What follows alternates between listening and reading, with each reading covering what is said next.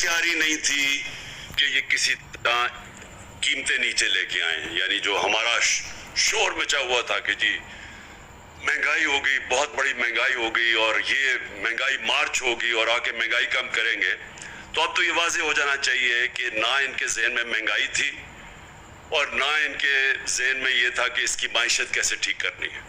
इनके सिर्फ ज़हन पे एक चीज़ सवार थी कि कैसे जो इन्होंने इतनी मेहनत से दूसरी बारी, पहले NRO जनरल मुशर्रफ दे चुका था, माफ़ कर चुका था सारे जो उन्होंने चोरी की थी अपने 90 की दिहाई में, जब दो दफ़ा इनकी हुकूमतें करप्शन पे गई थी, वो तो माफ़ हो गई थी।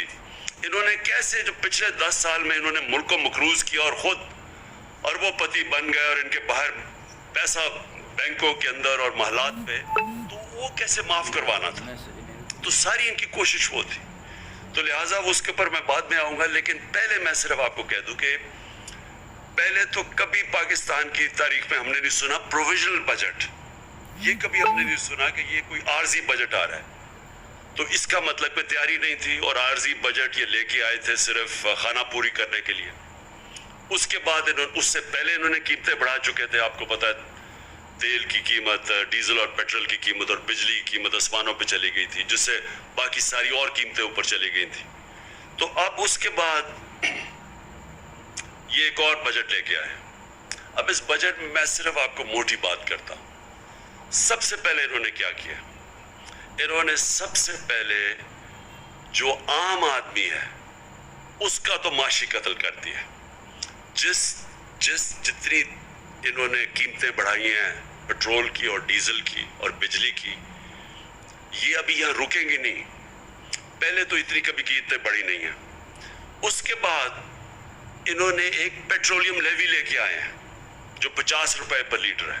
ये अब इन्होंने मजीद ये कीमत और बढ़ानी है।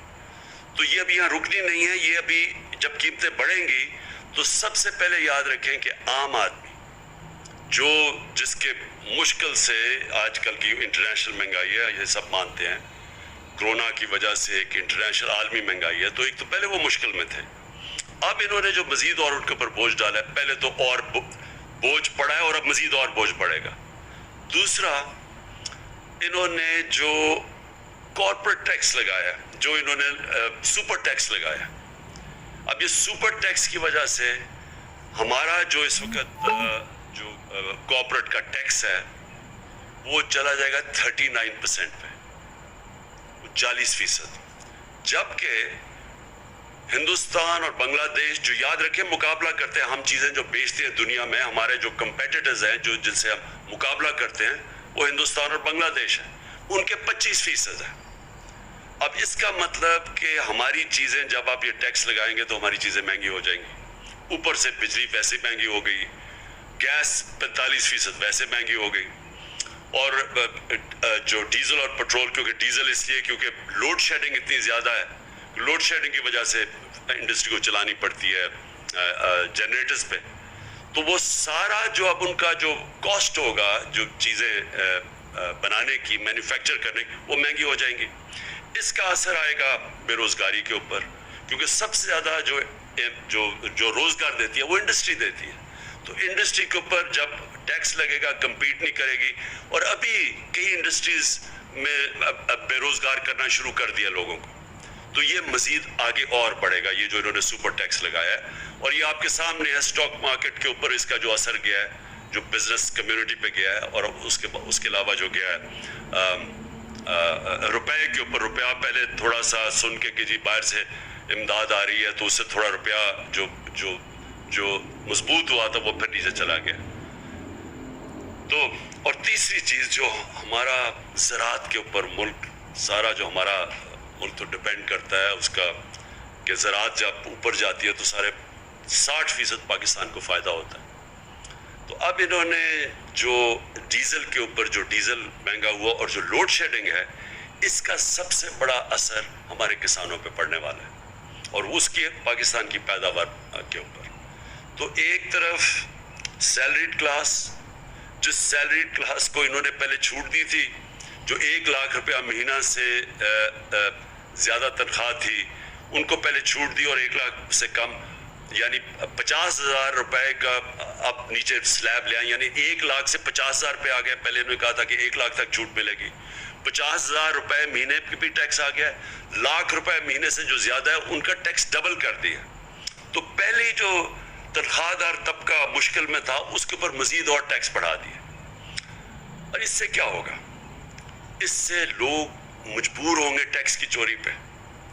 جو ہم نے اتنی مشکلوں سے پاکستان میں بڑی دیر کے بعد ریکارڈ ٹیکس اکٹھا کیا تھا, اور ریکارڈ ٹیکس اکٹھا کا مطلب یہ کہ کبھی پاکستان سوچ نہیں سکتا تھا. ہمیں تانے دیے جاتے تھے کہ 6,000 ارب روپیہ آپ ٹیکس کیسے اکٹھا کریں گے, اس سے زیادہ ہم نے کیا. اور ہمارا, میں آپ کو گارنٹی کرتا ہوں کہ جو ہم قدم اٹھا رہے تھے, ہم 8,000 ارب اور اس سے بھی آگے جانا تھا اس سے اگلے سال. وہ کیسے؟ ہم وہ جو موجودہ لوگ ہیں انہی کے اوپر بوجھ نہیں ڈالنا چاہتے تھے, ہم ٹیکس بیس بڑھانا چاہتے تھے.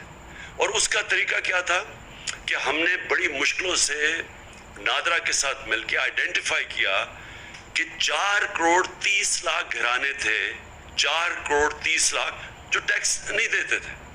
ان کو ہم نے آرٹیفیشل انٹیلیجنس, یہ ایک نیا طریقہ ہے جس سے آپ ان کو, ان کی رہن سہن کیسا ہے, ان کے پاس گاڑی ہے, گھر کدھر ہے, یہ ساری چیزیں دیکھ کے, ان کی ٹریول کتنی ہے, وہ فیڈ کر کے کمپیوٹر میں آرٹیفیشل انٹیلیجنس کے ذریعے ہم نے سب پتہ چل گیا تھا کہ کون کتنا ٹیکس دے سکتا ہے. اور اپریل سے, یعنی اپریل سے جب ہماری گورنمنٹ گئی ہے, ہم نے پورا پلان بنایا ہوا تھا کہ ان کو ہم نے کیسے ٹیکس نیٹ پہ لے کے آنا ہے. اس کا مطلب ہمارا ٹیکس نیٹ بڑھ جانا تھا, اور بجائے انہی لوگوں کے اوپر زیادہ ٹیکس ڈالتے, بلکہ اگر ہم کم بھی ٹیکس کرتے تو کیونکہ وہ نیٹ بڑھ جانا تھا, ہمیں ہماری ٹیکس کی آمدنی جو میں سمجھتا ہوں کہ 8,000 سے پھر ہم نے اوپر جانا تھا. پھر ہم نے ایک ٹیکنالوجی کا استعمال کیا, اور یہ سارا ٹیکنالوجی کے ذریعے ہمارا پلان تھا.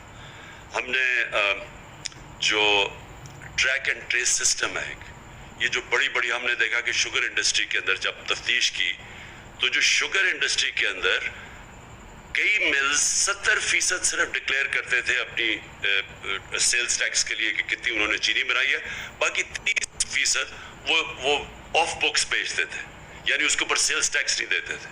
اس کے لیے ہم ٹریک اینڈ ٹریس سسٹم لے کے آئے کہ ایک ایسا سسٹم ہے کہ اس کے ذریعے ہر بوری کے اوپر وہ لگتا ہے, تو بیٹھے بیٹھے ہمیں پتہ چل جاتا ہے کہ کتنا انہوں نے پروڈیوس کیا اور کتنا وہ بیچ رہے ہیں. یعنی یہ جو چوری ہے سیلز ٹیکس کی, اس کو ختم کرنے کے لیے سسٹم لے کے آئے تھے. 20 انڈسٹریز کو ہم نے چنا تھا, 3 پہ ہم شروع کر دیا تھا ٹریک اینڈ ٹریس سسٹم, اور ہمارا پلان تھا کہ 20 تک اب پہنچیں گے. تو ہم نے جو اپنا ٹیکس تھا اس طرح بڑھانا تھا, ٹیکس کی چوری کم کر کے. پھر جو ریٹیل سیکٹر, دکانیں جو ہے, اس وقت جو دکانوں کا جو ٹوٹل دکانوں کی جو پیسہ دکانوں سے بنتا ہے, یعنی جو ان کا جو ٹوٹل ٹرن اوور ہے, وہ 20,000 ارب روپیہ ہے. اور جو ٹیکس دیتی ہیں دکان, اکنامک سروے کی یہ ریزلٹس ہیں, آپ دیکھ سکتے ہیں, وہ یہ گورنمنٹ نے دی ہے, ہم نے نہیں دی. اس گورنمنٹ نے جو اکنامک سروے ہے اس کے اندر یہ سب کچھ لکھا ہوا ہے. سروس سیکٹر بڑھ رہا تھا, انڈسٹری بڑھ رہی تھی, زراعت بڑھ رہا تھا, آئی ٹی ایکسپورٹس بڑھ رہی تھی, جو فیوچر ہے پاکستان کا ٹیکنالوجی کی, آئی ٹی کا, جو ہم نے بڑے انسینٹیوز دیے تھے. تو ادھر سے انہوں نے آ کے, پہلے تو پھر سے میں کہتا ہوں تیاری نہیں تھی, مارکیٹ کو پتہ چل گیا ان کی تیاری نہیں ہے, روپے تیزی سے گرنا شروع ہو گیا. 178 روپیہ ڈالر تھا جب انہوں نے نو کانفیڈنس پوشن کی, اس کے بعد وہ گر کے آج 210 212 کے قریب ہے. اور اس کی ابھی اثرات آنے ہیں. میں پھر سے آپ کو کہہ رہا ہوں کہ جب روپیہ گرتا ہے تو اور جتنی چیزیں باہر سے لیتی وہ اور مہنگی ہو جاتی. روپیہ گرا, سٹاک مارکیٹ گری, مارکیٹ نے سمجھ گیا ان کا کوئی پلان نہیں ہے, اور اس کے بعد ریکارڈ مہنگائی بھی ہوئی. اور اب یہ جو بجٹ دیا ہے اس سے آپ یہ سمجھ لیں کہ ابھی مہنگائی نہیں صرف ہونی, صرف اس سے جو تنخواہ دار اور جو موجودہ ٹیکس پیئرز ہیں ان کے اوپر ہی نہیں بوجھ آنا, اس سے ہمارے روزگار کے اوپر فرق ہوگا. یہ بھی میں آپ کو کہہ دوں کہ ہمارا جو روزگار تھا یہ پیپلز پارٹی اور نون لیگ کی حکومتوں سے سب سے بہتر پرفارمنس تھی روزگار کی. بلکہ جو ورلڈ بینک کی رپورٹ ہے, سارے بر صغیر میں کرونا کے بعد جو ملک میں سب سے زیادہ روزگار تھا یا سب سے کم بے روزگاری تھی وہ پاکستان تھا. اس سے بے روزگاری بھی بڑھے گی, اور اس سے ہماری انڈسٹری متاثر ہوگی, اس سے ہماری زراعت متاثر ہوگی, اس سے ہمارا جو سیلری طبقہ ہے اس کے اوپر بوجھ پڑے گا. اور میں جو دوسری اب میرا جو پہلو ہے اس मीडिया کا آپ سے بات کر